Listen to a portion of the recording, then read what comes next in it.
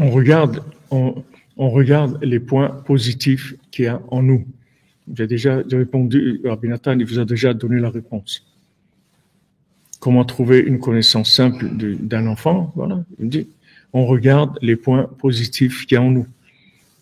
Toute la journée, on n'a pas le droit, on n'a pas accès, on n'a pas le droit de rentrer dans le négatif.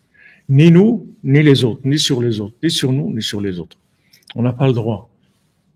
On a un moment dans la journée, je vous l'ai dit tout à l'heure, où on fait un bilan et on dit à Hachem, voilà, ça, on fait la comptabilité.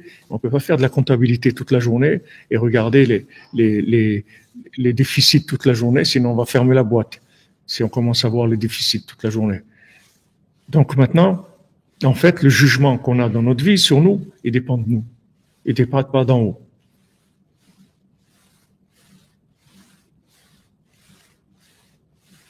Donc ça c'est quelque chose de révolutionnaire que Rabbi Nachman il a amené dans le monde, la Torah de Hazamra.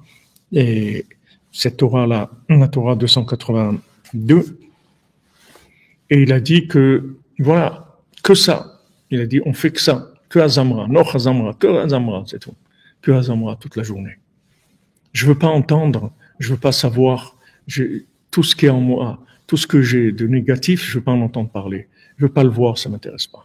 Moi, je ne veux voir que le positif. Et c'est une responsabilité énorme parce qu'en fait, je vais être jugé en conséquence.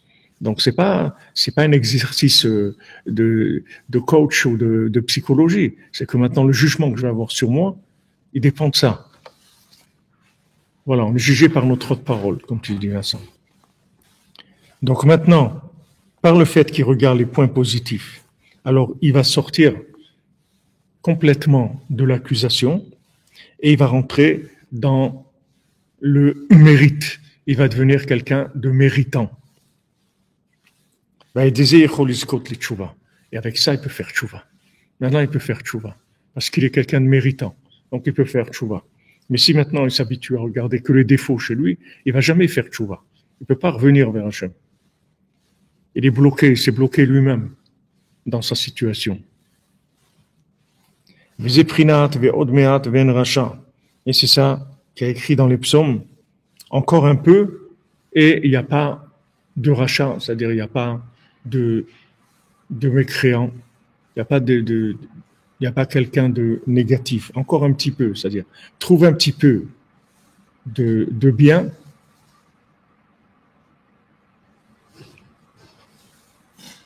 Trouve un petit peu de bien, et avec ça, tu vas sortir de tous les problèmes. Trouve le petit peu de bien qui est en toi. Focalise-toi sur ça. Focalise-toi sur le bien. Et même si ce bien, il a des défauts à l'intérieur, reste focalisé sur ça. Et si tu fais ça, tu vas faire tchouva. C'est comme ça qu'on fait tchouva. Les gens, ils croient qu'on fait tchouva en faisant les bilans négatifs. Regarder tout ce qui va pas. Si tu regardes ce qui va pas, tu vas jamais faire tchouva. Tu veux faire tchouva, il faut que tu vois qu'est-ce qui va, pas ce qui va pas. Il faut que tu aies une vision de toi-même qui est positive, une vision méritante. Et à ce moment-là, si tu es méritant, tu vas pouvoir mériter de faire tchouva. Donc, ça dépend de nous. Maintenant, inutile de vous dire que c'est très difficile. C'est très difficile parce que la société, le monde, l'évolution, elle nous a rendus malades. Elle nous a rendus malades. Par exemple, vous prenez un exemple, un couteau avec lequel on fait l'abattage rituel. Maintenant, quand on vérifie ce couteau, il faut qu'il soit parfaitement lisse. Il faut pas qu'il ait du tout le moindre accroc dans la lame. Il faut que ça soit lisse. Maintenant, comment on vérifie? Avec l'ongle, comme ça, on passe l'ongle sur la lame plusieurs fois. Et si on sent pas que ça accroche, si c'est lisse, si ça glisse, donc ça veut dire que c'est bon. Mais maintenant, si vous prenez ce couteau-là et vous le regardez avec un microscope électronique, vous allez voir qu'il est en dents de scie, ce couteau-là. Parce que il n'y a pas de lame qui soit parfaitement lisse si vous la regardez au microscope électronique. Mais la Torah, elle te dit pas de regarder au microscope électronique, elle dit de passer ton doigt. Si maintenant avec ton ongle, tu sens qu'il n'y a rien qui accroche, c'est lisse, alors c'est bon, c'est tout. Maintenant, si tu rentres dans un niveau de vision qui est plus précise, où tu vas voir les choses de très près, alors tu vas voir que c'est plein de défauts, que tout est plein de défauts. Mais la Torah, elle te demande pas d'utiliser ça. Elle te dit pas de vérifier un couteau avec un microscope électronique. La Torah, elle te dit de vérifier avec ta main, c'est tout. Si c'est bon, c'est tout. Alors maintenant, dans notre vie, c'est ce qui s'est passé. C'est-à-dire que maintenant, on a développé un niveau de connaissance extraordinaire. Bien sûr, il y a des avantages dans la médecine, dans tout, dans les déplacements, dans tout. Il y a des avions, il y a des voitures, il y a beaucoup de choses où la science, elle nous a aidés à avoir une vie meilleure, un confort de vie. Mais au niveau de la connaissance de l'individu, c'est-à-dire ce que ça a entraîné chez nous, que de savoir tellement de choses, ça c'est une catastrophe. Ça c'est une catastrophe. C'est-à-dire on est devenu en fait malade de notre connaissance. Merci Namé.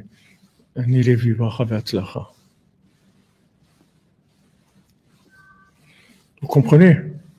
C'est-à-dire on est arrivé à un niveau de précision dans notre façon de voir les choses, par le développement de la connaissance, que ça nous a rendu malades en fait.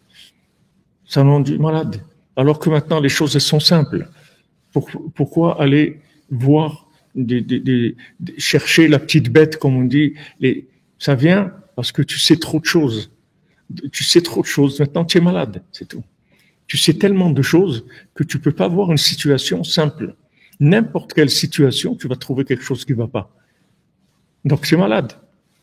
Tu es malade et tu t'entraînes des problèmes. Parce que les problèmes que tu vas avoir, c'est la conséquence du jugement qu'il va y avoir sur toi. Et le jugement qu'il va y avoir sur toi, il dépend de toi, en fait. Alors que si maintenant, tu te focalises sur tes points positifs, tu vas devenir méritant. Et quand tu vas devenir méritant, tu vas faire tchouva. Tu pourras faire tchouva parce que tu es méritant.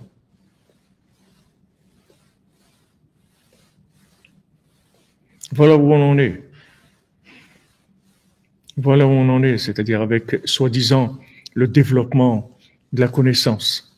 Soi-disant, voilà, on sait des choses, c'est merveilleux, c'est extraordinaire, on a appris plein de choses. On ne sait pas que chaque chose qu'on apprend, elle nous rend plus difficile. Elle nous rend plus difficile. Et regardez aujourd'hui combien de gens, ils n'arrivent pas à se marier.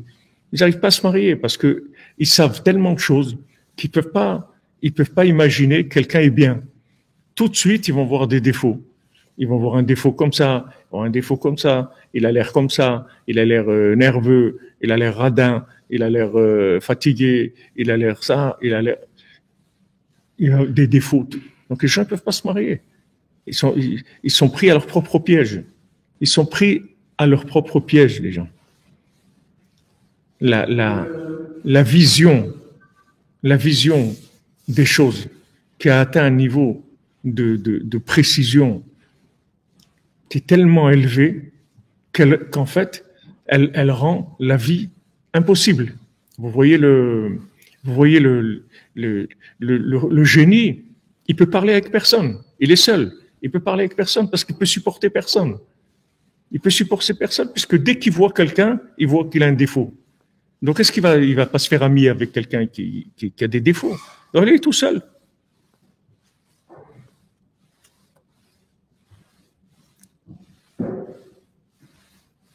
Il est tout seul, il reste tout seul. Et les gens, ils n'arrivent pas à se marier à cause de ça. Dès qu'ils voient quelqu'un, ils ont un filtre grossissant par la connaissance, puisque maintenant, la connaissance, le développement de la connaissance, qu'elle soit psychologique ou autre, c'est-à-dire le développement de la connaissance, elle amène à voir les choses de façon plus précise. Mais seulement maintenant qu'ils voient les choses, c'est tellement précis que c'est impossible, c'est tout. Je suis pas fou, je me marie avec quelqu'un qui a l'air paresseux, qui a l'air envieux, qui a l'air jaloux, tout ça, tu as raison, mais c'est dommage, tu ne veux pas te marier. Tu as raison, tu as tout à fait raison. C'est vrai, il est comme ça, il est comme ça, il est comme ça, c'est vrai. Mais ce qui est dommage, c'est que tu vas rester tout seul, c'est tout. Combien j'en connais comme ça? Ils sont tout seuls, c'est tout. Il peut pas.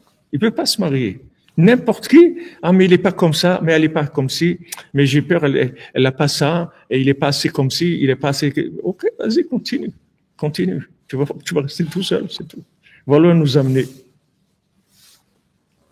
Voilà où on nous a amenés.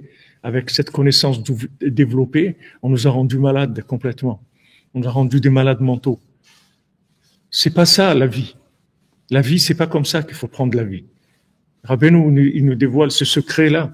Il dit, regarde, tu veux avoir une belle vie.